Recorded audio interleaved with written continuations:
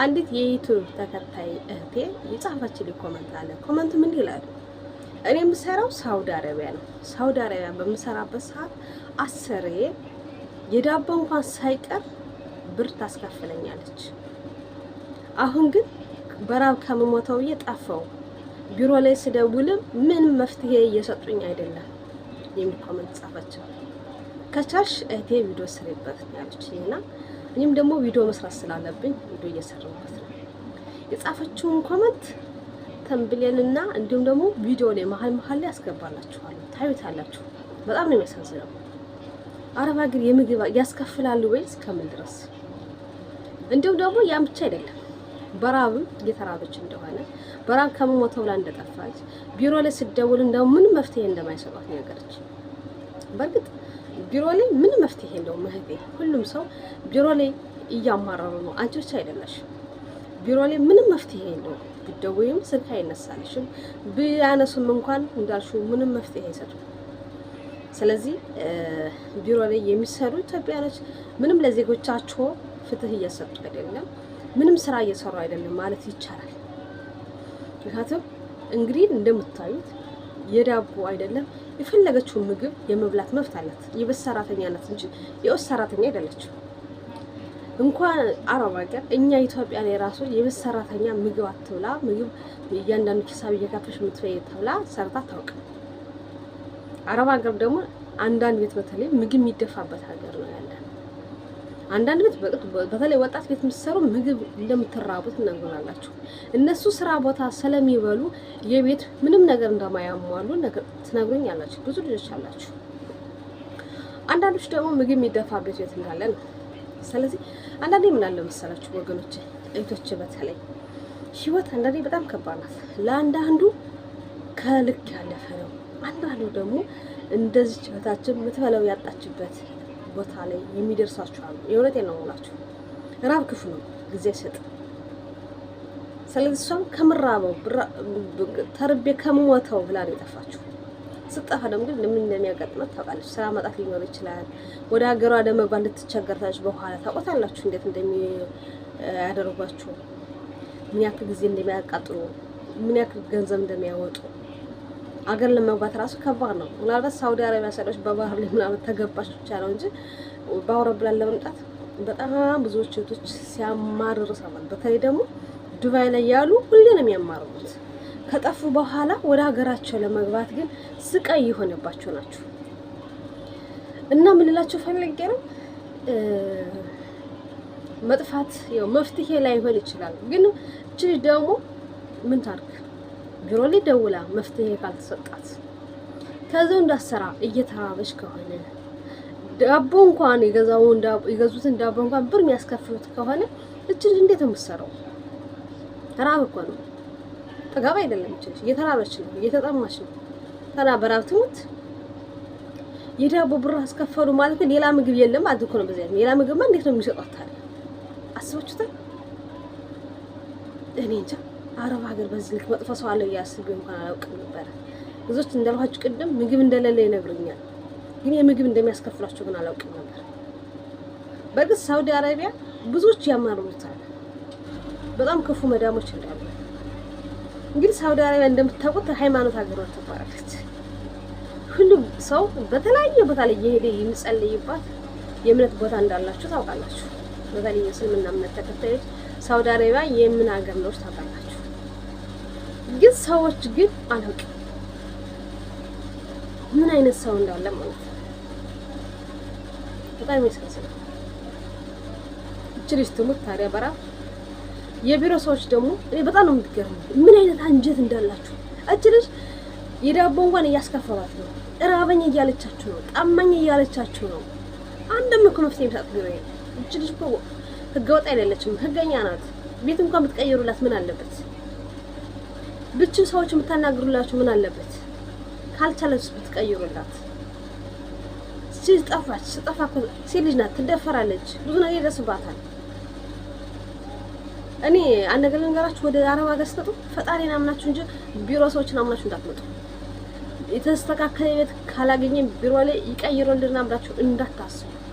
ያችሁ ሁለት አመት እንደምንም ብላችሁ ሰርታችሁ ወደ ሀገራችሁ ገብታችሁ መመለስ ካለባችሁ ወደ ሌላ ቦታ ተመለሱ እንጂ ቢሮ ላይ ምንም መፍትሄ አይሰጣችሁ። እቺን እህታችን እንዳለች ራቤ ብትል ጣመኝ ብትል ምንም ብትል ምንም ሲጀመር ጆሮ ያላቸው እኮ አይመስሉም። አላውቅም። እኛ ኢትዮጵያ ራስ በራሳችን በዚህ ልክ ምን ከፋበት ምክንያት ምን እንደሆነ አላውቅም። ብትረዳት ምን አለበት? እየተራበች እንዴ ሰው እንዴት ነው ራበኝ እያለ? እኔ ካራበ የምትሉ ለምንድን ነው?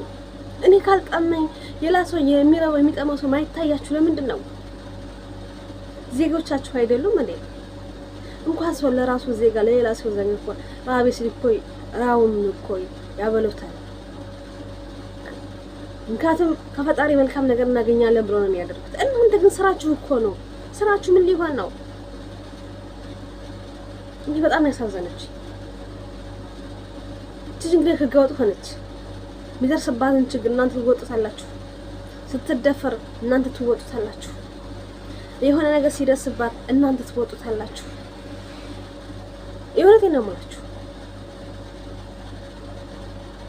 እስቲ የሌሎችን ሀገር ዜጎች እያዩአችሁ ቢሮ ላይ እኮ ደውል አልተመቸንም ሲል ወደ ቤት የሚቀይሩላችሁ ምንም ውልውል የለውም። እናንተ ግን አላውቅም ለምን ቢሮ ላይ እንደተቀመጣችሁም አላውቅም። ምን ልትሰሩ መጣችሁ ታዲያ? ምን ልትሰሩ መጣችሁ? አገራችሁ ተቀመጡ ምን? የእናንተ ህይወት እያስተካከላችሁ የእናንተ ልጆች ምርጥ የሆነ ትምህርት እያስተማራችሁ የነዚህ እህቶች ግን ፍትህ እየፈለጉ እየተራው ራመን እያሏችሁ ማትራሩ ምን አይነት ሰዎች ናችሁ? እኔ በጣም ያሳዘነች እውነቴን ነው የምላችሁ። እንዳልኳችሁ ቅድም ብዙ የሚራቡ እህቶች አሉ። ግን ደግሞ የዳቦ ግን ብር ሲያስከፍሏቸው ግን አስከፋዮች በሰምቼ አላውቅም። ዋይፋይ የሚከፍላል እኔም ስለምከፍል ማይከፍልም ይኖራል። ልብስ ሻምቦ ምናምን የሚገዙ ሊኖር ይችላል። በተለይ ዩኒፎርም ማትለብሱ ልጆች አንዳንድ ልብስ የምትለብሱ ፒጃማ ምናምን የምትለብሱ ከሆነ ብዙ ጊዜ እናንተ ራሳችሁ እንደምትገዙት ትነግሩኛላችሁ። አለ በየቤቱ ይኖራል። አንዳንድ ነገር ጥቅም ታሟላችሁ ነገሮች ሊኖር ይችላል። ምንም ቢያረጉላችሁ ሲጀመር የልባችሁ ሊያረሱላችሁ አይችሉም። የሚያጎሉበት ነገር ነው። ስለዚህ ራሳችሁ እንደገዙ ትችላላችሁ። ግን ምግብ ዳቦ ጭራሽ እዚህ ሀገር ያለሁበት ሀገር እውነቴን ነው የምላችሁ አንድ ዳቦ ምንድነው በአንድ ብር 4 ዳቦ ትገዛላችሁ። የእውነቴን ነው የምላችሁ አጨረሱትም 4 ዳቦ ነው። ምናልባት ቁርስና እራት ልትበሉበት ትችላላችሁ። ሩዝ ግን ያው ምሳሌ ስለሚሆን ማለት ነው። ለዚህ ነው እንግዲህ ብር የሚያስከፍሉት። አይታችሁታል። ኢማጂን ሰው ምን ያክል እንደወረደ። እሷ አረብ ናት። እሺ ይሁን። የነዚህ ቢሮ ያሉ ሰዎች አለመተባበራቸው እንጂ አረ መሳሰል የወርስ ለዚህ ነገር ገጥሟቸው አቀስ ኮሜንት ያስቀምጡ። ለምግብ የሚያስከፍላችሁ ይኖራል፣ ምርባችሁ ይኖራል። አውቃለሁ። ቅድም እንዳልኩት ብዙዎች ማይሟላላችሁ አላችሁ። እነሱ በተለይ ወጣቶች ባልና ሚስት ስራ የሚሰሩ ከሆነ እነሱ እዛ ስራ ቦታ ላይ ምግብ አለ። ታውቃላችሁ አረብ ሀገር ምግብ ስራ ቦታ ምግብ አለ። ጥርቅ አድርገው በልተው ይመጡና እናንተ ምንም አይመስላችሁ። ብትራቡ ብትጠሙ ብትፈነገሉ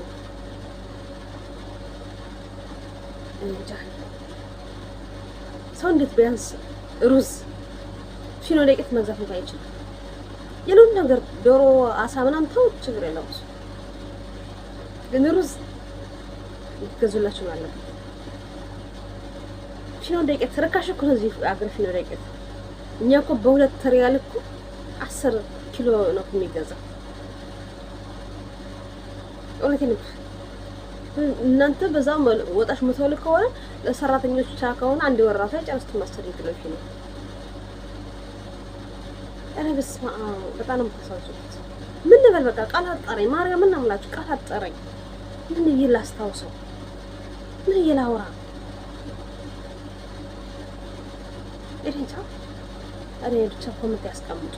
በጣም ነው የሚሰቃቀው። እናት ሀገራችን ሰላም ወይ ፈጣሪ ያብዛልን። በሰላም ለሀገራችን ያውቅ። ስደት ለምንም እየሆነ አይደለም። ጤና ከማጣት ከመራብ ከመቸገር ከመሳቃየት ውጭ ለዚህ በርቱ። ወጣችሁ ጠብቁ። እውነቴን ነው የምላችሁ። አትራቡ። ራብ ክፉ ነው፣ ይጎዳችኋል፣ በሽተኛ ያደርጋችኋል። ምግብ ከሌለ አማራጭ መፈለግ ነው። ታዲያ ለምን ትራባላችሁ? ለምን ትጠማላችሁ? እንዴ ለመራብማ እዛ አግራችሁ አተራውም እንዴ? ሲሆን ኢትዮጵያ እኮ አተራውም። እውነቴን ነው የምላችሁ። ሲጀመር ኢትዮጵያ ብዙዎቻችን የምንወጣው አርወን አይደለም፣ ጠምቶን አይደለም፣ የተሻለ ህይወት ለመኖር። ስለዚህ በርቱ ነው የምላችሁ። እናት ሀገራችን ኢትዮጵያን ድጋሜ ሰላም ይብዛ። እኛንም በሰላም ሀገራችን ያውቃል። ሃይማኖታችንን ጠብቅልና መልካም ጊዜ ይሆንላችሁ።